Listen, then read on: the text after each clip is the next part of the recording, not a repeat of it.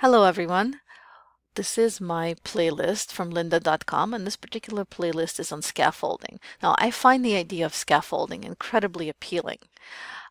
Also, scaffolding is something that's very new to me.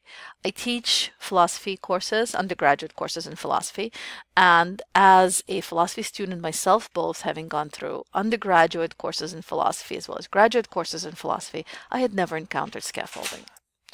Also, scaffolding is something that I find that I have been doing intuitively, not knowing what it was called, but I want to be able to do it better because I know that it works. So in this playlist are some of the resources that I found to be very useful, from the ones that basically teach you how to look at your own assignments and activities from the point of view not the teacher, but the learner, to using technology to create effective scaffolded activities. So this is the very first video that I would like to talk about, and even though it's a very simple video about a very simple assignment, worksheet assignment, I found it to be incredibly useful because it teaches you how to create an effective worksheet.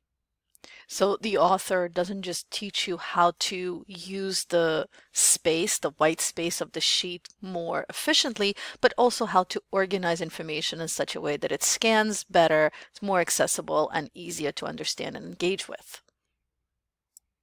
The second video is also very useful. I particularly like the title, Teaching Complex Topics, because as a philosophy instructor, this is exactly what I do every single day. I take very complex ideas and I try to break them down into more bite-sized ideas and try to explain them in such a way that students can understand and relate to the ideas and concepts and philosophies we're talking about. What I find very helpful about this particular video is how the information here is organized. So the author here organized information in such a way that, it's easy for me to just pick and choose the topics that interest me the most. And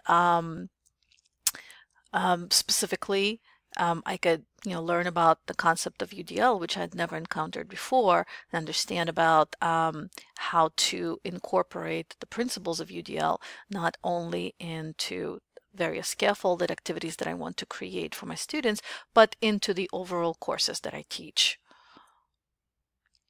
The author also talks about using something we call backward planning or backward course design in order to not only plan the activity that you're developing, but to also design course units and to even design complete courses. So I find this very helpful.